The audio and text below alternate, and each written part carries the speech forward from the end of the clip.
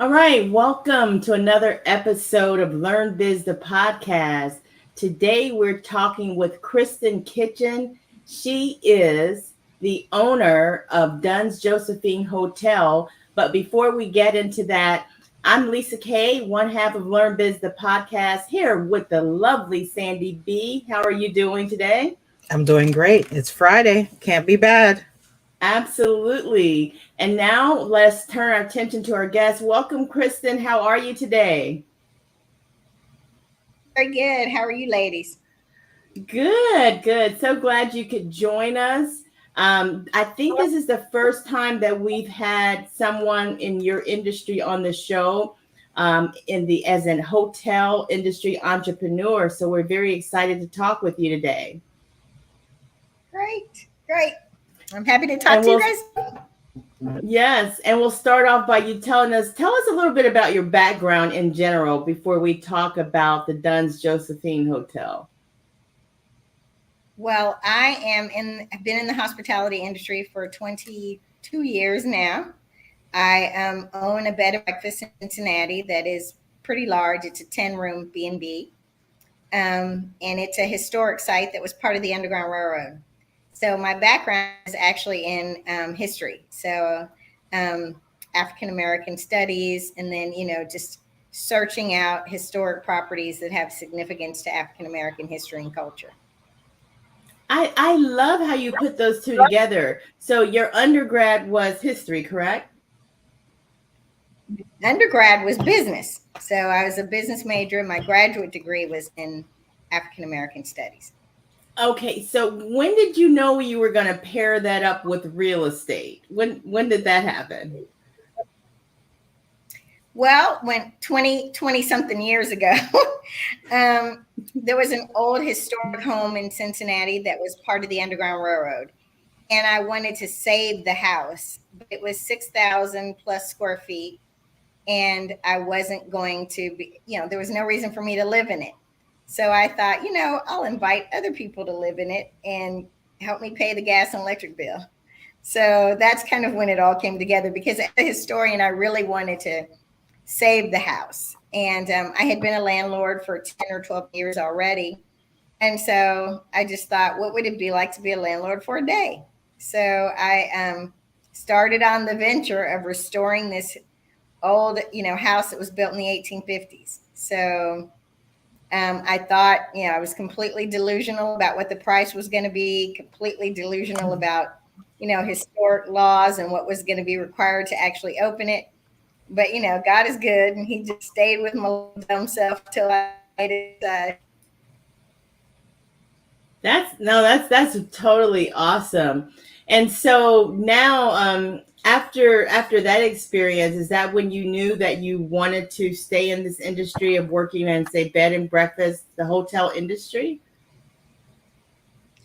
There was a lady, Dr. Rosie Milligan, who came to stay at the 6 Acres.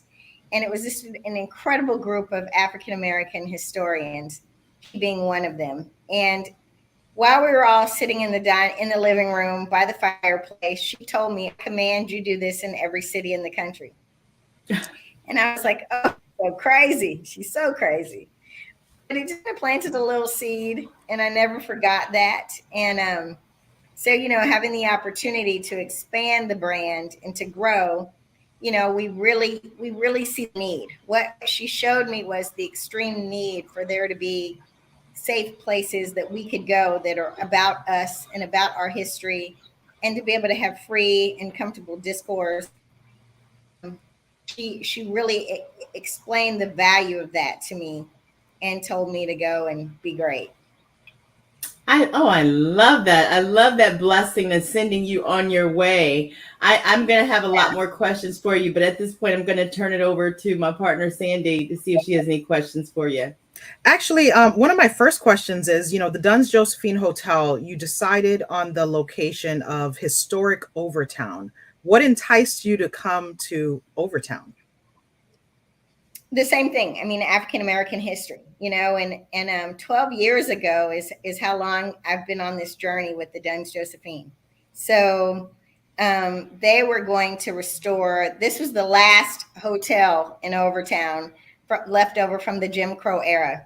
You know, they ran the highway through town in the 70s and everything was destroyed. And so this was sitting there as the last, hotel left. And, the question was, who will even know Black people lived in Overtown? Much less, sign the charter for the city of Miami if we don't save pieces of this history and tell our story. Right. So a friend of mine spoke with a commissioner here in Miami and said, oh, I know somebody that would be able to take on that project and do it justice. So, it was just a wonderful, wonderful opportunity for us. And I definitely think it's much needed here in the South Florida environment because, as we know, I mean, gentrification has taken over every corner, and Overtown for sure was ravished with gentrification at this point. But it's good to see that, you're taking some positioning there. What were some challenges that you experienced coming down into the South Florida market? Because I know there had to be others trying to kind of take hold of that property in some way, shape, or form. What was the obstacle for you? I think the biggest obstacle was, just not being South Florida and not being, no one really knowing what my background was and that I did have the capacity to carry it out. And so, when you come in and everybody's like, why her?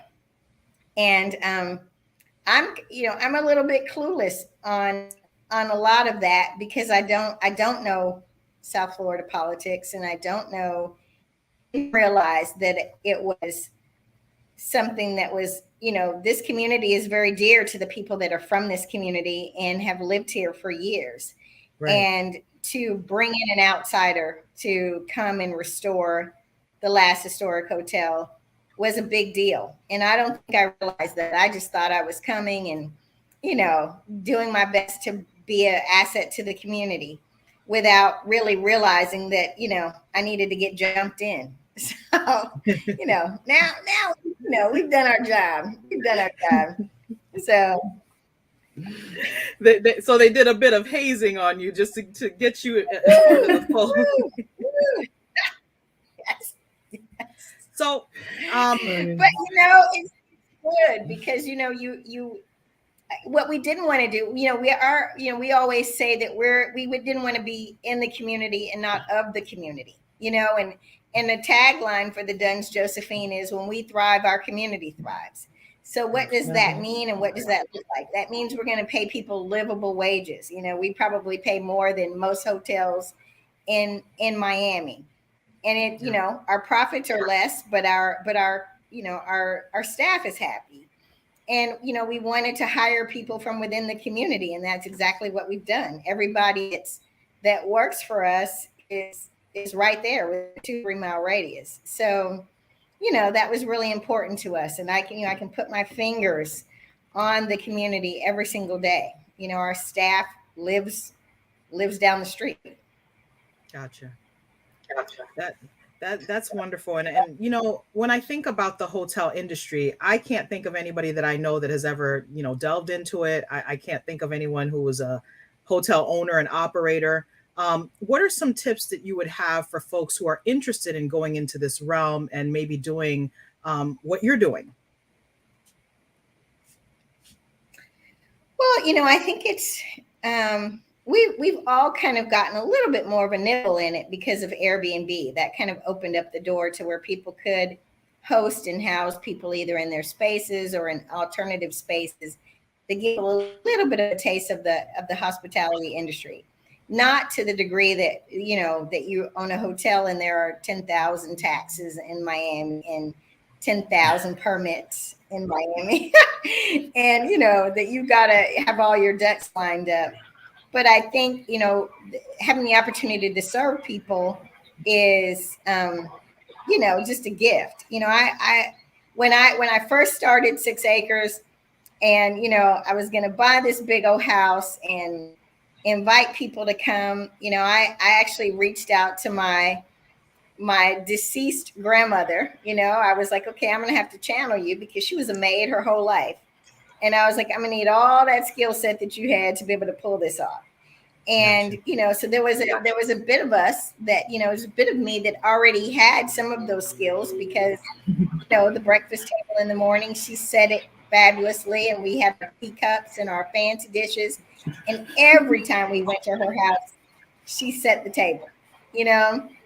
I knew those kinds of things were going to be important in this process. So I think a big part of being a hotelier and really doing it from not just having a business that you own a percentage of and that you make a profit, but that you really want to serve your community, you just pull what you've already got. I mean, we have it within us. You just have to decide if that's what you want to do for the rest of your life. Do you want to clean toilets for the rest of your life? Because that's what we do. Look, it's definitely some work. I know that for a fact, in watching a lot of family members who worked in the industry. I'll kick it back to Lisa, because I'm sure we're going to go back and forth with tons of questions today, because you have something that we haven't really explored just yet. Yeah, it is really fascinating, this industry. And the thing is, Sandy and I always talk about how we weren't perfect starting in business, and we learned so many things along the way. But it seems like, to me, you had to have a couple things down by the time you invested in a larger hotel, and that is staff, and also how to deal with customers. And so what have been some of the challenges that you've had dealing with clientele, customers, and also employees? Well, I'd had 6 acres for 20 years. So I've been heavy, even having a B&B is probably more service-based than having a hotel. And then having a staff that works at an inn, I mean, they're so much more hands-on. So, it allowed me to really understand what kind of people you're looking for when you want to go into this industry, because you're looking for the people that have those incredible customer service skills. So, we kind of already knew. The one thing that is amazing at the Dunn's Josephine is our housekeeping staff is just, top notch. I mean, I just love that, the team that we have that works with us. And that, finding the perfect staff that's going to love it and care for it as much as we do, and are excited and proud to make sure that, we represent. I think that's one of the greatest gifts that we were given in this process. I think that's absolutely great. And so speaking of like employee morale and things like that, what kind of things do you do to keep employees motivated? Or is it just happening because they're so proud to work at such an historic Black hotel owned by a Black female entrepreneur? Does that work for you all by itself? I really like them. I mean, that's the thing. I think it's beyond just having a staff. I really care about them, and I think they really care about me. So, it's a mutual respect that you have for people, allowing people to do their thing. I'm not a micromanager, and neither is Metris. We have high expectations, and so we're always seeking people that are going to bring that level. And once you do, we're so to be able to treat people with dignity and respect at all times. If somebody misses something, I allow you to be accountable for that. But as you would if it were your business, you know what I mean? And I stress that, that we all. It all has to work in harmony. If we all approach our shifts as entrepreneurs, then there will be less mistakes. There is no error that you can make that's not going to fall back on the team. So with that in mind, they all approach it like it's theirs. They think about things that it's really awesome. It's really awesome. I would venture to say that there's a lot of pride too, just the historic value and the pride of working for such a great historic hotel that doesn't hurt. So were there any special circumstances that you had to face kind coming out of the pandemic, going into the pandemic, because you've been here on the ground for a while. How did that affect you? Well, when the pandemic happened, we became a quarantine and isolation shelter for 18 months. Wow. So, as you know, they rode through the city of Miami and shut all the hotels down. And we had only been open for 4 months at that point. And so I was traumatized, like, oh no, I basically hemorrhaged to get open. So, in those 4 months, I was like, oh Lord, I think I'm gonna be able to bail myself out of this mess. And so when we closed the hotels, it was Jazz Festival weekend or Jazz in the Garden weekend. And, we went from 100% occupied to like 3 or 4 rooms because people started calling and they weren't coming. Then they finally at the last festival, just really tough on us. So, I went to sleep sick on my stomach and woke up and I said, God, who can I serve?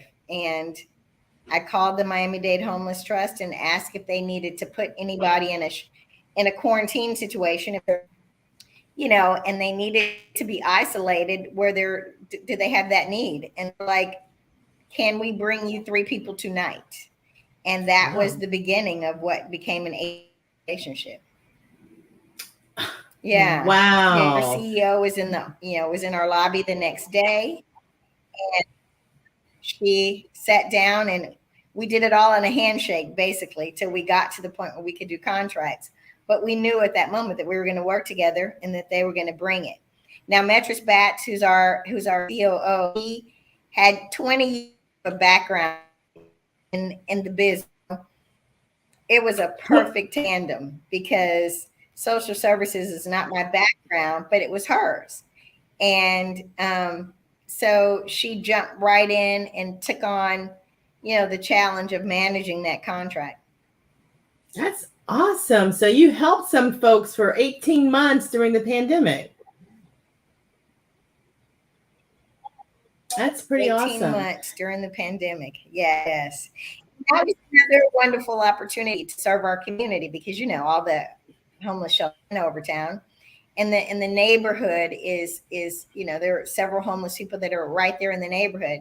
So I think that it gave us first of all, a wonderful bird's eye view into the struggle of homelessness, but also, the endearment that we care about our community. So that was part of, it was almost like having that 18 months to be able to serve was important for us because it gives us credibility for the people that are there. This morning when I went to pick up my laundry, 2 men that were in the laundry place jumped up and helped me carry all my bags to the car. I tried to give them tips and they're like, no, ma'am, we know you got the hotel and we're just proud of you and thank you for what you do, and that just touched my heart. I mean, it really touched my heart because they know us. I mean, they know us and that means everything. That means everything. I love that part. You're vested and people feel that and know that, and they're vested as well with your business. So let me ask you this. Tell me about the fun stuff. When are we going to have some fun down there? When is all the happy hours going to be happening? Let's talk about that kind of stuff. We've been having fun lately. We've been having fun lately. So we're starting this happy hour on Wednesdays. Right now we're going through the process of getting our opening up a wine bar. So we've hired an expediter so that we can push through that process. But in the meantime, we're doing wine tastings and live music on Wednesday nights, just to kind of get and to kind of get it, get it started. We've had just in this last month 5 or 6 events. Lisa, you missed, Miami Music Day, which was Tuesday. That we had a lot. Sorry, I missed that, but I was there last Wednesday night. Amazing. That book review was nice. The Black science fiction book author. I was there for that. Yes. Yes, so we're more of that. Next weekend, we have quite a few things going on because we're partnering with City Theater, and it's the summer short season. So we've got a lot of their actors and performers that are going to be staying with us for next Thursday, Friday, Saturday, and Sunday, and their face. And so, we're really excited about, what that looks like, and the post parties that we're going to attempt to, carry out. And, got musicians coming in that are going to, engage them, bring them in. So we're just welcome them to Miami. And I love it. I'm looking at my wine from the Black winemaker. Yeah. What's the name? I'm sorry. I cannot think of his name. Nicky. It's Kawaya. You guys have to try it. Mr. Nicky is amazing. The wine is beautiful. I've never tasted a cleaner Pinot Noir. Never. It's so awesome. Wonderful. Sandy, I'm going to throw it back to you for a few more questions.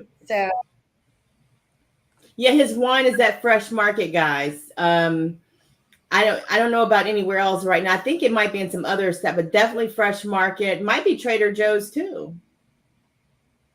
Okay. Yes. All right. Yes. Another thing that we're doing in the next 30 days, I haven't announced it yet, but we're going to do a breakfast. And it's kind of buying the bed with the Done Josephine. And all of the products that we're going to serve are going to be made by African Americans. So the pancakes, the syrups, the coffees, the teas. Of course, Nikki's going to make some little signature drinks. I'm right now reaching out to a guy that does bacon and sausage. So the whole goal is to just bring it to the market in that way. And then we're going to also invite some people from the industry there to ensure that these people, these business owners, can get their products to the marketplace. So that's another major piece of this, to ensure that we make those kinds of connections so that we can, help us grow further. Look at you, Miss Kristin. Just look at you. I love that entrepreneur connection. There it is, Sandy. There it is. Yes, ma'am. Yes, ma'am. Shout out to Rigo. Shout out to Rigo, who is joining us this morning. Hey, Thank Rigo. you so much for always supporting our channel and joining us here today as we speak with Kristin Kitchen of Dunn's Josephine Hotel. So, Miss Kristin, I think the question that I want to ask you now is, when it comes to being an entrepreneur, and you've been doing this thing for years, what was your motivation initially, and how do you feel about entrepreneurship right now?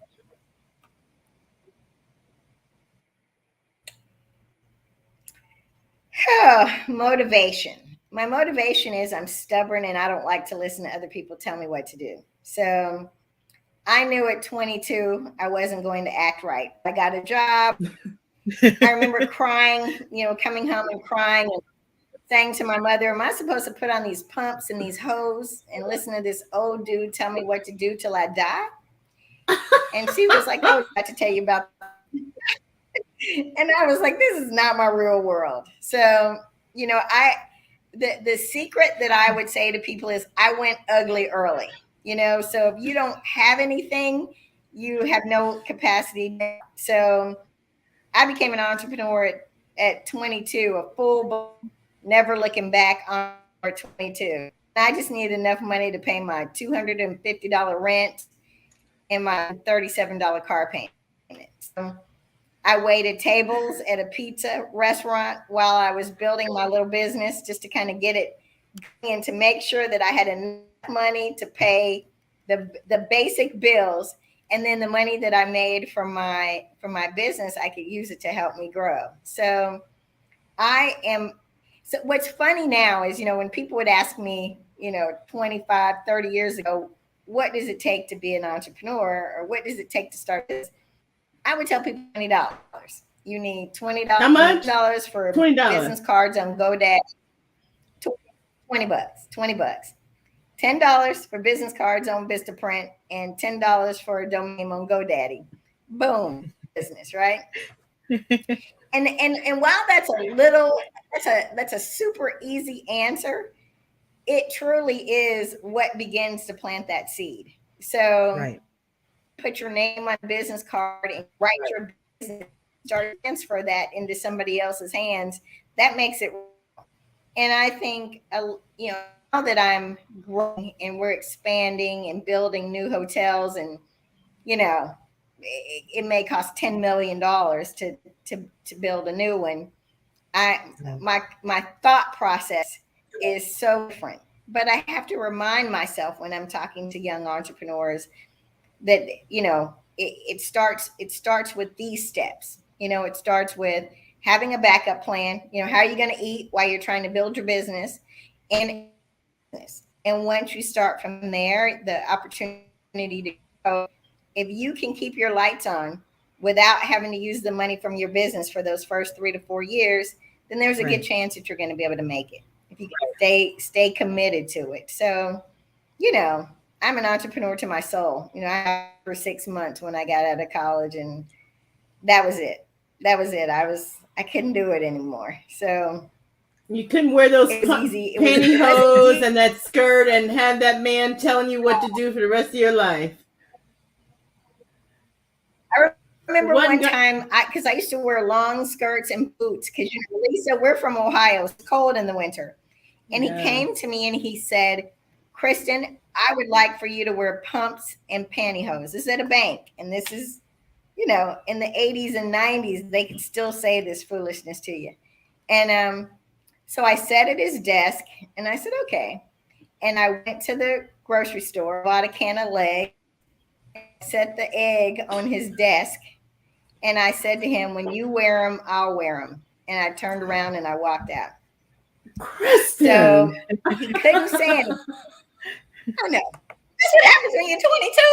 When you're 22, you can say anything, right? You don't know any better. Youth is beautiful. Yeah, but he really laughed, and we never had the comment about pumps and pantyhose anymore. That was, but that was also that I knew I was going to be exiting soon. I knew I wasn't going to take it. But yeah, I was just like, you're not telling any male in this office to put on pumps and pantyhose. You're not even saying that to yourself. So look, buddy, that's ridiculous. It's 10 degrees outside. So,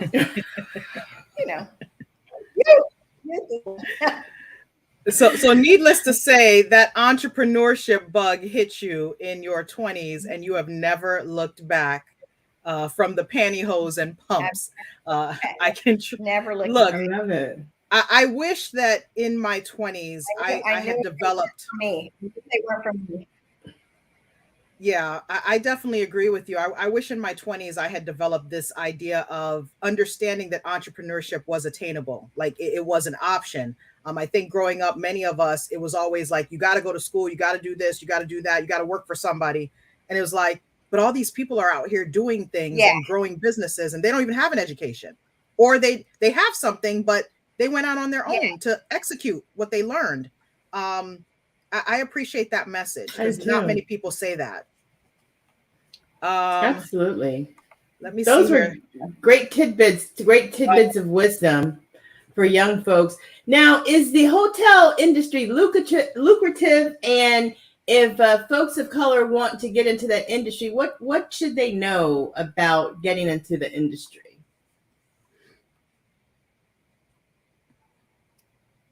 You spend all your money on repairs and maintenance. Yes, it's lucrative, but you plan out for the run. In Miami, our high season is September, May, and then you September through May, right? July, just waiting. It gets slow and from then May. On the flip side, in Cincinnati, right. So it's kind of a balancing act.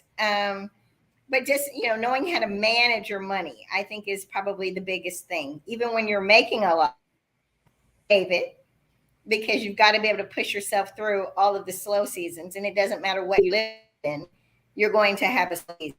So even with seasons, everybody still has to get a paycheck, right? So I don't have the luxury of saying, oh, y'all, we didn't make that much money this week, y'all ain't getting paid. So I have to save to ensure that we can push through comfortably with the next year. So it's lucrative. I would definitely say that, but it takes a lot. It takes a lot. Absolutely. And there's a lot of times, there's a lot of work involved. I work from sun up to sundown. I don't know if I would have it any other way. Even if I had a day off, I'd probably figure out something to do with it. But, it's like a child. I mean, you're just always, birthing your baby every day. So, yeah. I love that analogy of birthing the baby. And can you talk about kind of what's on the horizon and how do you finally get that brand in all 50 states? Can you just go ahead and give us the master plan? Our goal is to be able to, well, first we're focusing on the East. So we're looking at new projects on the side. There are targeted cities, of course, that have a heavy African-American history story to tell. So those are the target cities. Each, other than South Beach. Now, if we get the opportunity to buy a hotel in South Beach, game over. That would be the most incredible opportunity to really tell the world what it's all about. But I think that, my goal is just to find that amazing African-American history story and tell it on the walls, in the soul of the house, in the breath, and the music, and the energy, and in the spirit of it. So, I'd love to do a project. My fingers are crossed that the project that I want to do will manifest. I'd love to be, another one in Miami because it is the busiest city in the country. Here in New York, tourism capital of the world. Palm trees. Right. So, that's right.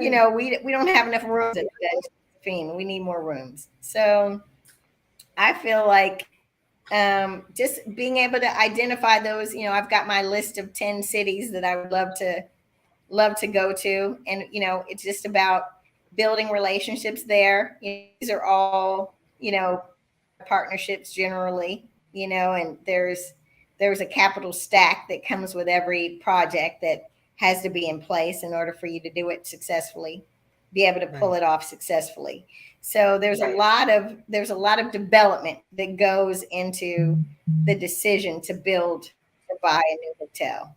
So I don't want to make it seem easy because it's not. There is a lot in the back of the house. So you can look for projects and, they can be going in your direction. Administrations change, things happen, and it may edit what the budget is going to look like for your ability to purchase it. So, there's a lot that's engaged in that. I love it, but you do, ma'am, make it look rather easy. I'm sorry. You don't mean to, I don't mean to do that. I really don't mean to do that. I'm sorry, I make it look so easy. Sandy? So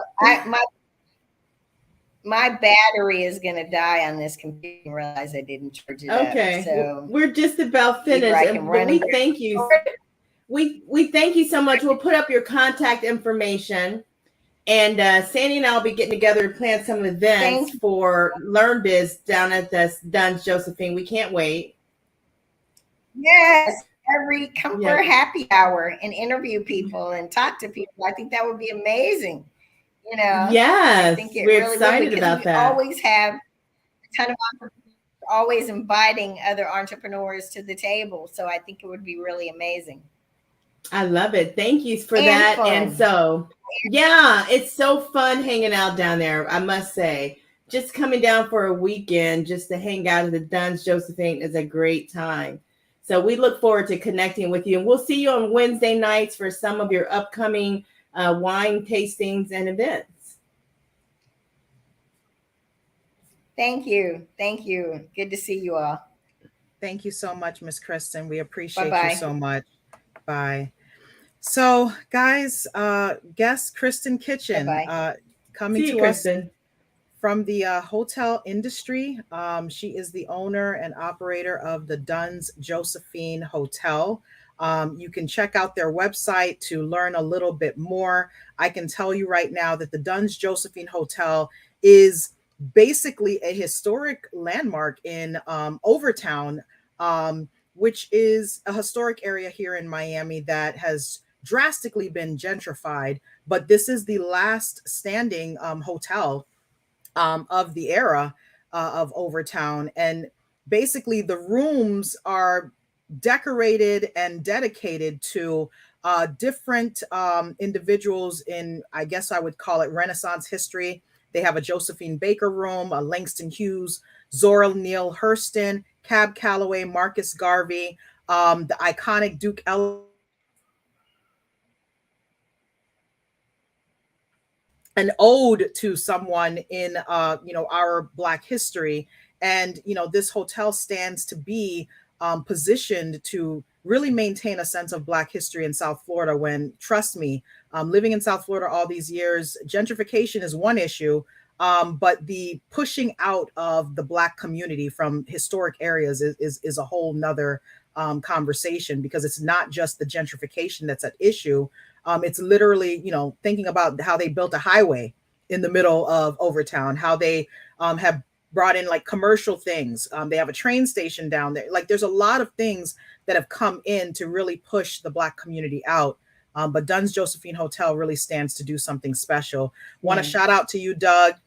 Yes, this is a double header, double feature. All right, Doug with the double header. we were supposed to be up a little bit earlier, but there were some delays in the schedule. So, we just wanted to make sure that we got her on, because we've been talking about Miss Kristin Kitchen for some time. And definitely, now that she mentions it, I think we probably need to do a live show from the hotel. I would love it. Give you guys like an inside scoop to what's going on.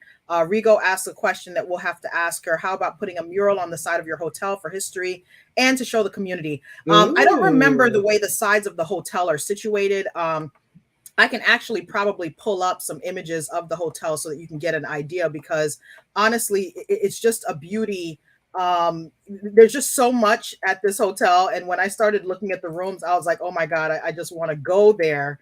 And have some time just to kind of see, what's going on. But we stayed at the Nicholas Brothers room once. That was really nice. But I love it. Everything is themed there. It's beautiful. And when you walk into the hotel, it's very nostalgic. Like, you feel kind of you're back in time, kind of like during the period of the Harlem Renaissance. You can kind of feel that vibe. Wow. And what types of things did you do while you were there? Because I know that you mentioned there was a wine tasting.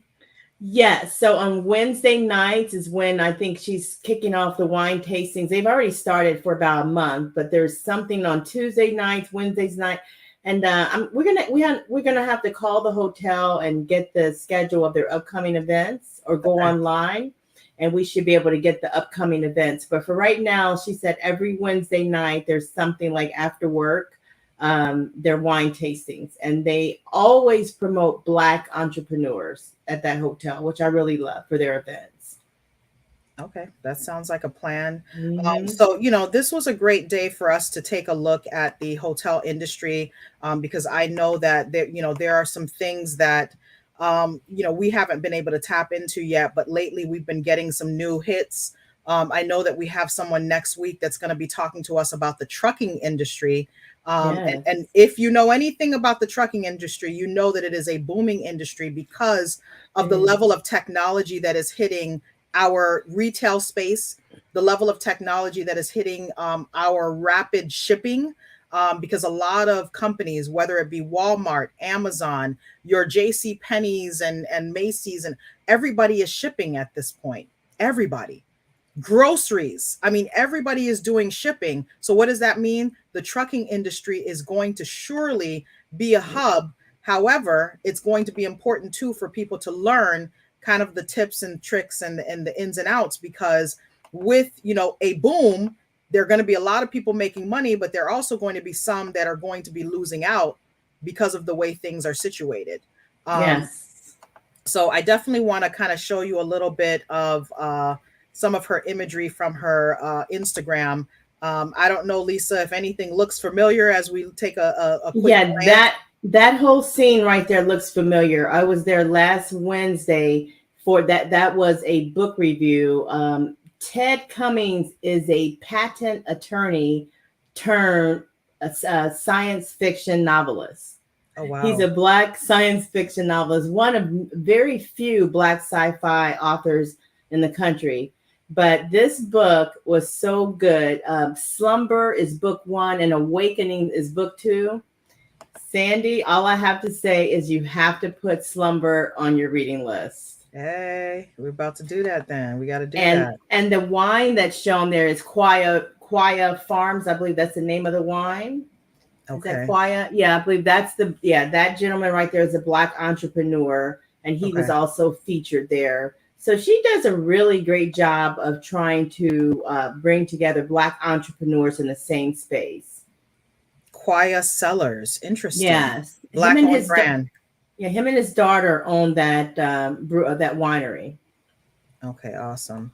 Well, I mean, definitely, lots of things going on at the Duns Josephine.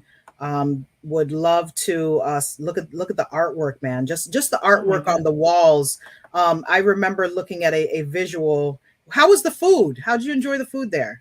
Well, now the restaurant, the hotel itself doesn't have a restaurant, but Gotcha. what they do a lot of finger foods and bites and things like that with the wine. And Okay. then they've curated a list of all the hot spots in the neighborhood, like probably a 5 block radius where you can get your wings, or you can go to the Red Rooster and get your drinks and your breakfast. And so it's a lot of to do in that Okay. area, definitely. But they do have a space in there for dining, like because they have these bites that they're providing. They have an Right. area. Right. So that's exactly what she's working on curating now is that space for the wine and the food. But right now it is going on, but she's working on a dedicated space within the hotel. And do you remember how many rooms this hotel has? Is I it believe just 15. 15? Okay, so Yeah. this. So that's why she's looking to expand. It's a boutique hotel, and it's gorgeous and it's cute, and some of everybody stays there, but she definitely wants to grow. And that's why she's looking not only here in Miami, she'd love to be on South Beach, as she said, Okay. but she's looking all around the country. And if she does it the way she wants to do it, we'll be able to visit all of her hotels in a lot of major cities where there's a lot of Black history.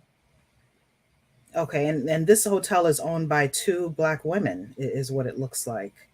Um, Her partner is also a Black woman, to my understanding. It's just amazing to be able to see things like this happen. And you could probably take a look at her Instagram and see some stories about, the hotel and interviews that she's done. That's another benefit as well. So definitely, check her out. It's an opportunity here. I mean, look at this little article here. The owner of the Duns Josephine Hotel in Miami's Overtown partnered with the Homeless Trust to house folks without a home who are at risk of contracting COVID-19. So throughout COVID, she talked about this story, how, her hotel was basically home to many folks who didn't have a place to stay. And Right. who would potentially be at risk. So I just wanted us to take a glance at some of the things on her social media, because it's always helpful to take a look at the resources available to us here. But truly, truly a pleasure to have her. I think Yes. we need to have her back Yes. when she's done setting up some of the other things that she's talked about today as a follow-up. But definitely, Lisa, we need to schedule a time to go down there. We can do some live filming and do a little story on her. I'd love to. I'd love to go into her space and do that. That'd be awesome. So, as we talk about on this platform, we're always chatting with you about different opportunities in entrepreneurship. I would have never thought about the hotel industry as something that I could get into, but like she said, many are doing Airbnb.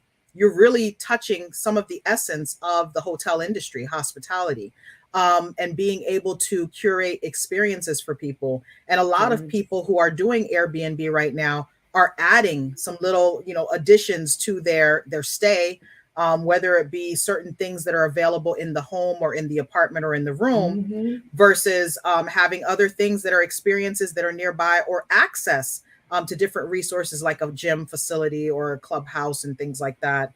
And Yeah. I know that we have a couple of guests coming up, so we want to kind of briefly talk about them before we close out. Lisa, you have Miss Donna Slater coming up. Yes, Donna Slater is scheduled for next week on Tuesday morning, and she's in the financial services industry. So she's going to talk about, she works a lot with people's retirement benefits. She's an entrepreneur, and she's going to talk about all the ways that she can help people in her industry and how she found her path into that financial services industry. Actually, I think it's more financial advising is where she's at. Yeah, and I believe the following week, Friday, we have Nakia Sampson. She's with Guiding Light Trucking LLC. I just took a trip to Cali for that California love, and it was a girls' trip. We had a bunch of educators with me, the sole attorney of the group. But I met one of the young ladies in the group who owns a trucking company. And Nice. she's been doing some great work with trucking, had some challenges, had some ups and downs, and has learned some things. And she's going to come on and share some of her experiences with us and talk a little bit about some of the things that you need to be aware of if you decide to go into the trucking industry or own your own truck and do certain things. So I'm really looking forward to these things because it really shows us as Black entrepreneurs, opportunities are endless. We just have to choose our lane, but opportunities are endless. And there are a lot of people like Miss Kristin Kitchen, like, our guest, Natalie Robinson Bruner, like all of the guests that we've had here on LearnBiz, the podcast, who are sharing the inside scoop. That's been a great experience of all of this. That's so true. And those little gemstones are things like you always know when someone said something that's really going to stick with you for life. And those things help shape us. That's why it's important that we share these tidbits and nuggets of wisdom, because, when you get down and out, when you want to give up, sometimes that you remember those things, what other people's struggle have been, and it encourages you to, you know what, I'm going to hang in there. I'm going to keep on going. And so we have to continue to be of support. So that's why I love what we're doing here, because I think it is very encouraging and supportive of all Black entrepreneurs to hang in there and keep it going. And you know what? I'm going to leave some words of wisdom, and I'm going to ask you to do the same, Lisa, Sure. before we close out today, because one thing that I recognized this past week is I was way overdue for vacation. I was way over, like I haven't been on an actual trip where I disconnected. And I think as entrepreneurs, sometimes we get so wrapped up in the race, right? It's the race for us to get all of these things done. And we feel like we just have to keep on that like hamster wheel going, late nights, early morning, all work, no play, I'll sleep later. But that's not actually building a healthy mind, body, and soul when it comes to you trying to run a business. And I actually didn't take my laptop on this trip. And normally, you know me, Lisa, I always got that laptop. I'm popping that sucker out. Yeah. I did not take my laptop. I did not do any work aside from, of course, as an entrepreneur, you don't have a choice. You have to answer a call here and there. You have to deal with an issue. A paralegal had to call me a couple times. I was dealing with something with a case where, there was an eviction. There was a whole bunch of stuff going on. But in the same token, I said to myself, not only am I leaving my laptop at home, I'm not going to open any work. Whatever is there, it'll still be there next week when I get back. So I think as entrepreneurs, we have to disconnect, and we have to have a goal to do that. So I promised myself after this trip that I'm going to make a conscious effort to do something quarterly. It doesn't have to be an outlandish big trip like this one, because this was a whole nother level. But I truly enjoyed my time in Cali, and I will be back. But you need to take some time to disconnect. And I think you have to have it as part of your schedule, like your moment to disconnect. And it has to be, I know you have to answer sometimes, but it has to be a disconnect, like a true disconnect. Pay somebody to cover, pay someone to answer calls, whatever you got to do.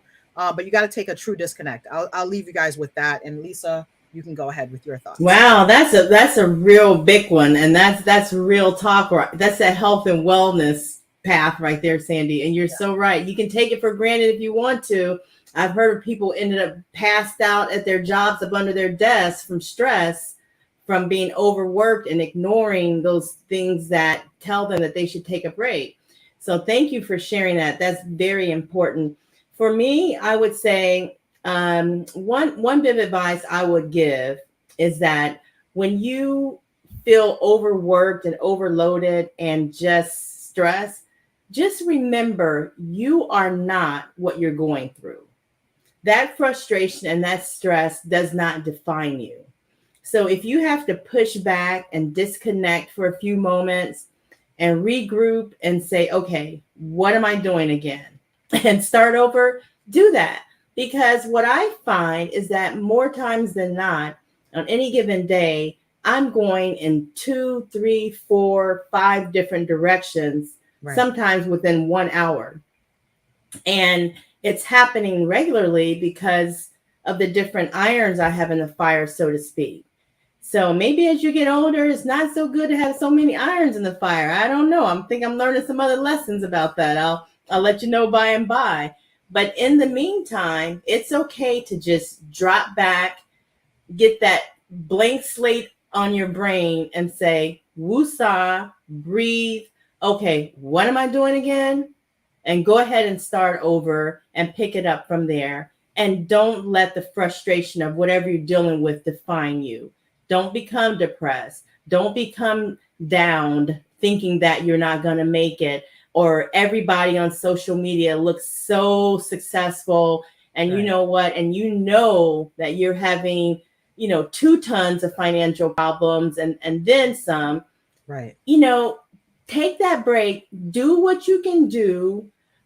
Someone was telling me this yesterday. Someone says, do all that you can do. And when you can't do anything more, you leave it to the Lord or leave it to someone else, but do all you can do so that when it's all said and done, you did all that you could do and you couldn't do any more. I mean, how Amen. simple is that? How simple is that? Do all you can do so when it's all said and done, there's not a single other thing that you could have done. And Right. that's all you can do. And that you should feel great and successful about. So I just want to say something to those folks who sometimes get down, get out, feel like it's not going to work. Just don't give up. Just take a little break and keep like that little bunny. Just keep on going and going and going. True. I like Doug's comment. He says Bill Gates went 20 years before he took his first vacation. As successful as he is, I would not recommend that. I agree with you 1,000-fold. No amount of money in the world is going to replace your health, your wellness, your peace of mind, your ability to have moments of stillness, mindfulness, your overall well-being. You have to really feed yourself in so many different ways. And you're not going to feed yourself with money, because if you get sick, that money is not going to do anything for you. It can't recover your health. And that's one of the things that I notice the most is, as entrepreneurs, we stress and we worry and we frustrate ourselves and we go through all of these hoops and ladders. And at the end of all days, whatever conditions you acquire due to your lack of caring, self-care, there's no money in the world that's going to erase that. And we've all watched people who made a tremendous amount of money and passed away suddenly, right? We just saw recently, what is it called? Kevin Samuels. As much as people are going back and forth about Kevin Samuels, this, that, and the third, Kevin Samuels was pretty much in his prime, building his empire. And all that work and effort ended in, he's gone. Someone else is going to reap the fruits of all the things, all the hours. And it's my understanding that he did a lot of work. He was working. And we've heard many stories like this over and over and over of people who've suddenly passed. I just got a message earlier this morning of somebody who just passed away in his prime, but he's always working, never time off, always grinding at it. Me, I'm not saying I'm not trying to get some money. I'm not saying I don't want to be wealthy and have those types of things, but I also want to be wealthy with experiences. So I said to myself this week, I took a few days to be away. And then when I came back, I said, I'm going to take the rest of this week to rest And I needed it. I was jet lagged, first of all, but I needed it because coming from East to West Coast, you need to sleep after you're done with that jet lag. But, you know, just overall, when you take a vacation, a lot of times you do certain things, you're sightseeing and doing all the stuff. You need to decompress from that. But also you need to understand that vacation is time. You know, all those hours that you're putting in, the vacation is time away from that. And you have to be able to clear it mentally, all of that. So trust and believe. Last night when I watched the Versus, I don't know if you watched the Versus last night, Lisa, with Omarion. I didn't see it. Who was it? Good? Nothing. No, you ain't missed nothing. Turn off the TV. You don't even need to turn it on. But it surely took my brain away from whatever I was dealing with in my life, because there was some straight nonsense. I need to do a reaction video to the darn Versus. This was crazy as I don't know what. But, you know, taking time to laugh. I found myself watching some comedy specials. I found myself just resting, watching some Netflix, watching some YouTube, just relaxing, sleeping. I got a lot of sleep. Good. A lot of sleep this week. Sleep is good. Sleep is good. Back to the grind next week. But, you know, I'm not running to it. Look at you. You're all rested. You don't have this little under your. Ooh, you're looking real rested, girl. No, child. That's just makeup.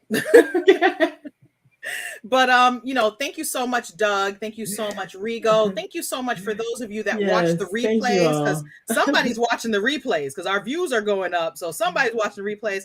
Thank you so much. We appreciate you. Here at LearnBiz, the podcast, we are the home of the Black entrepreneur, and we always aim to serve you and give you some great resources, information, and to feed your entrepreneurial mindset. Yes. So we'll be back for some more next week, Tuesday, 7:30 a.m. We're going to do an early morning, and then I think we'll have a Friday nooner. So, well, it's July 1st, so I don't know. Maybe we'll do a celebration or something. July 1st. I don't know.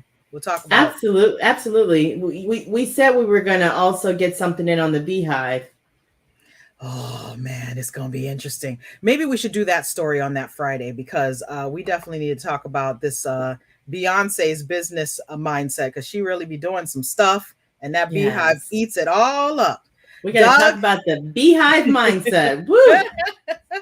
Thank you, Doug. Appreciate you. I hope you have a great weekend, and we look forward to seeing you next week. Take care, guys. Bye.